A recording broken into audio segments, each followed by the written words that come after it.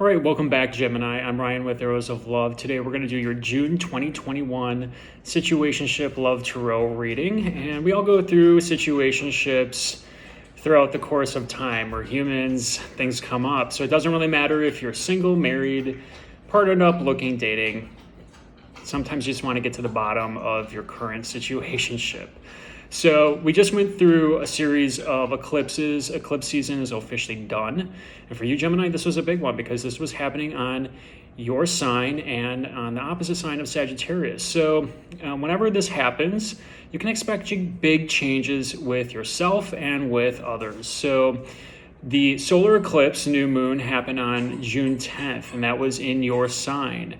This always starts the new beginning of something. And when an eclipse happens in your sign, this has to do with identity, your purpose, your body, your presentation out into the world. So you'll be making changes. Maybe you're reviewing your diet. Maybe you're reviewing your exercise routine. Maybe you're just reviewing your appearance and you do a little bit of a makeover, so to speak. Those would not be surprising changes over the next 6 months. That's usually about the time that eclipses take to really culminate. The lunar eclipse in late May was in your opposite sign of Sagittarius, and that's your 7th house. The 7th house has to do with marriage, one-on-one relationships, partnerships, legal contracts, and business partnerships. So if anything has come to light, or anything has been revealed during that time, that's that eclipse energy playing out for you. And lunar eclipses have to do with emotions. So there could have been some emotional endings, perhaps some new beginnings, some information coming out during this time. Mercury, your ruling planet, is still retrograde in your home sign. It's in Gemini right now. It's going to station direct tomorrow. So we're finally through this retrograde period. Thank God. It's been a doozy even for me. Just a quick personal example, I was moving assets around in brokerage accounts, and the institution that I was transferring assets into deposited those assets into someone else's account, and I had to do a little bit of investigating. This was happening in my 12th house. I'm a Cancer rising, and the 12th house has to do with hidden things. So I went into my brokerage account, couldn't see my assets. I'm like, what the heck? Where are they? This is Mercury playing little tricks, and he's the trickster, and it has to do with communication and technology and short distance travel and learning and thinking. So if there's been a lot of mental tension lately, if you feel like there's been a lot of miscommunication, scattered energy, that's that Mercury playing out. And it's finally going to go direct in your first house. So if you just feel you're a little clouded in thinking, you're going to see clarity come in over the next few weeks as it passes over that shadow phase. So give it some time. We got another week and a half to go before it's finally out of retrograde cycle altogether. So thank God that's done.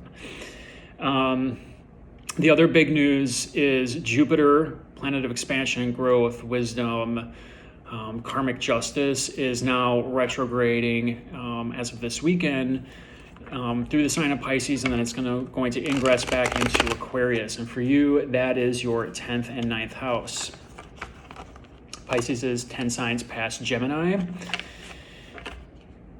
and Aquarius is the 9th house. So this has to do with career, outward appearance in the world. The 9th house has to do with higher education, learning, religion, spirituality, gurus and mentors. It also has to do with long distance travel. So, if you're taking any long distance trips, plan accordingly because things could get a little funky with that.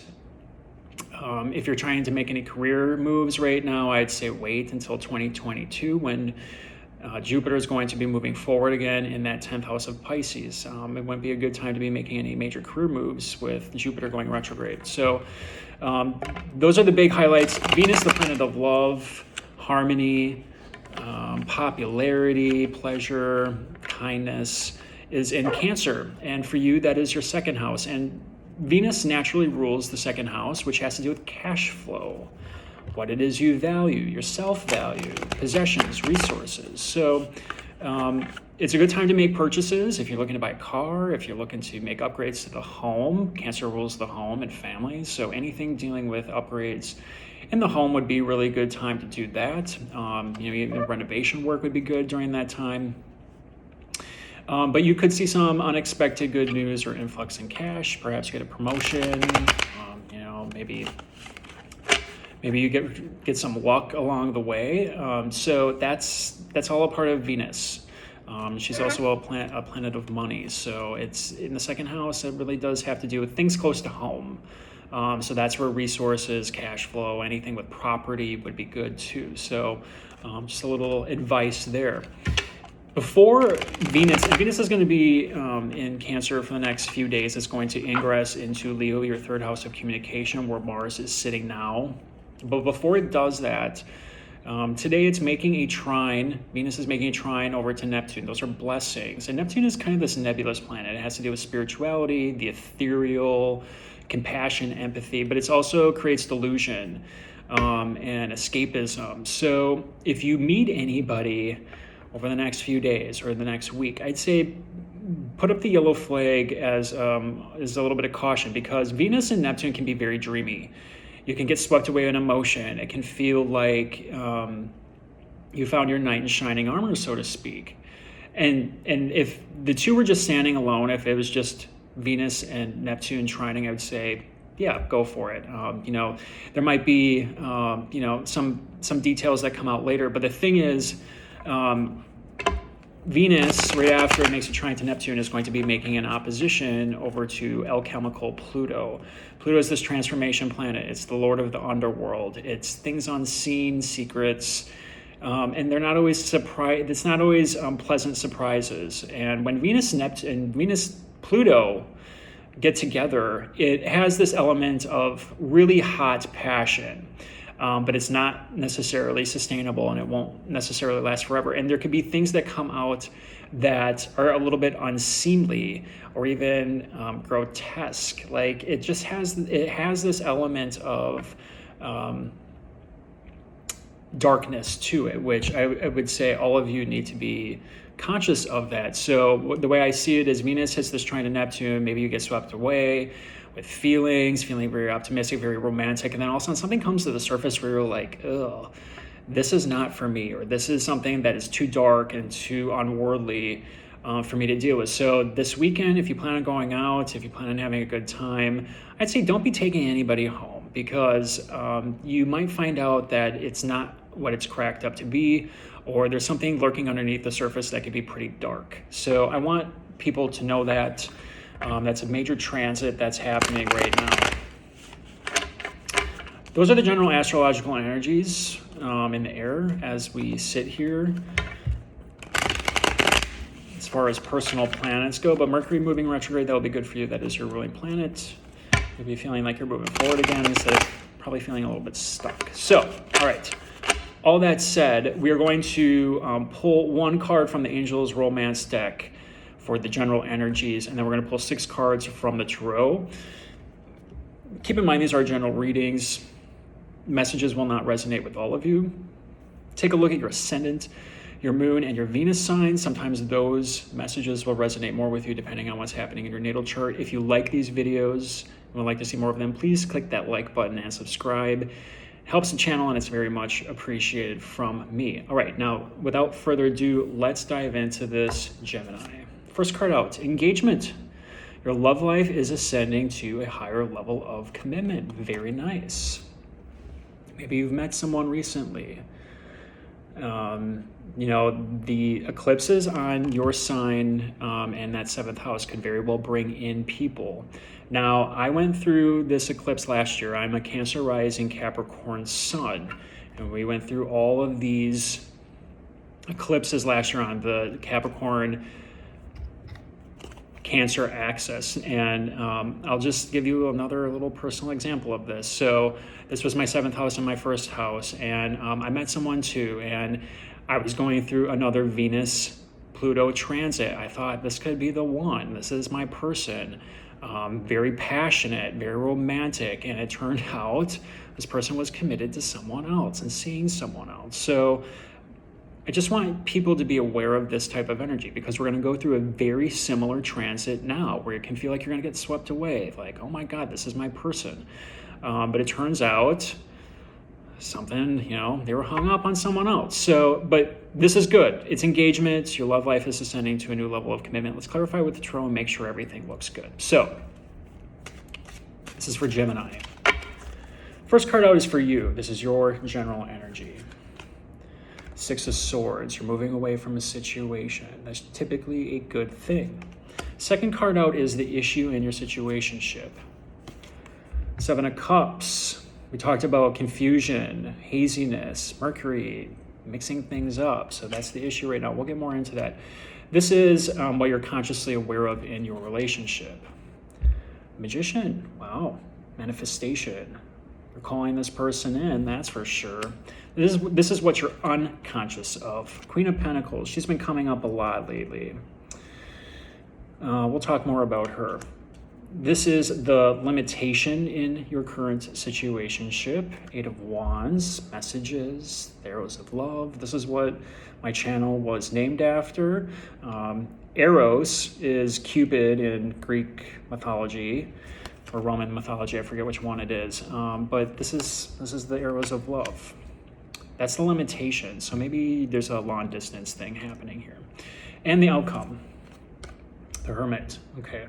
Could be dealing with a Virgo or someone with strong Virgo in their charts. So let's talk about this. So engagement. Your love life is ascending to the next level. It looks like to me that there is some conflicting energy in the cards. So in order to rise to that next level, you have to leave something behind. And this is the Six of Swords. It's the woman, the man, and the child. Basically rowing to different waters, a different situation, leaving something behind. Swords are mental energy. So it's a thought process or it's a belief that needs to be reconciled here. Something needs to be let go. So maybe you're letting go of your single life. Maybe you are letting go of something, a habit, something that's just not working for you. But this is what it's going to take. Something needs to be let go here in order for you to get this type of love. Now, the issue is this Seven of Cups. And the Seven of Cups is one where there's some clouded thinking. There is this belief that there's a whole bunch of options out there. And I can choose any one of these options. So this could be you, this could be your partner, this could be, someone you're dating. But if you look closely at this card here, one of these cups has a mushroom in it. Another one has a wreath, so that one might be pretty good. This is some crazy looking dragon thing. Another one's got a snake. The point is, not all of these options are actually very good. So it's this delusionment of thinking that there's a whole bunch of options out there. And just to let you know, Mercury, the messenger planet, was squaring nebulous Neptune. So this is clouded thinking. This is disillusionment. This is even sometimes deceit and lying. So if you're lying to yourself about this, or if your partner's thinking that there's a whole bunch of options out there, they're delusional. It's plain and simple. Not all of the options are that good. So you really have to sit down and think, which ones align with my value? Which ones align with where it is I'm going in life? And that's what the Magician's all about. It's understanding that you have the mental fortitude to bring in that love. You have the resources, you have the emotional capacity, and you have the passion. And all of those it's the four suits of the Tarot, the minor arcana. Those four suits need to align in order for a relationship to work. So you need to think about if this is your person, if this is the person you're trying to manifest into your life, what does that look like? And do I have clear boundaries and clear values set so I know what it is I'm looking for? You have the magic in you, Gemini. You can go for this person that you have your mind set on. You have it all, but you have to put it out there. And you have to stop thinking that there's a whole bunch of options out there, or this other person needs to stop thinking there's a whole bunch of options out there. You tend to be a very flirtatious, sociable sign, generally speaking. So maybe part of that is what's actually hindering you. Maybe you need to hunker down a little bit. The unconscious awareness here is this Queen of Pentacles. She's been coming up a lot lately. Typically speaking, I think she's a Capricorn. So you could be dealing with a Capricorn. This is Earth energy, so it could be a Taurus or a Virgo as well. But it's in your unconscious position here. So this is you not thinking about your own value. And Venus is in your second house of self-worth. So you need to really sit down and think about what it is you want, what it is you find attractive in a partner, what it is that's going to last, because this is what the Queen of Pentacles is looking for here. Something that's going to last, the test of time, built on a steady foundation. Values match. She's not like the other queens, where she uses her words to get what she wants, or she uses sex to get what she wants. This one uses practicality. This one's down to earth. So maybe what this is saying to you is time to come back down to earth, Gemini. Stop living in the clouds. It's time to come back down to earth and really assess what it is you want. The limitation here could be distance. Could be dealing with someone at a distance. The Eight of Wands is also the arrows of love. So maybe you're just not feeling the spark. Maybe it's a little bit of the unrequited love. But if you need to get it going, you need to send those messages. You need to tell the other person how it is you feel about them. A tarot reader can read cards, but it can't read minds, right? So, and I think a lot of us fall into this trap where we think, oh, you should just know what I'm thinking all the time. No, you actually have to vocalize it. And you're usually pretty good about that overall, Gemini. But the one thing you're not very good about is vocalizing your emotions, telling people how you feel, what's going on in here. That's really what gets relationships going. For others of you, this is just a distance thing. You got to figure it out. Maybe one of you needs to put in a little bit more effort on that point. Some of you might be taking a vacation. Maybe you're going on a trip. Maybe you meet someone during that time that ends up being, actually being someone that you could fall in love with. It's very possible.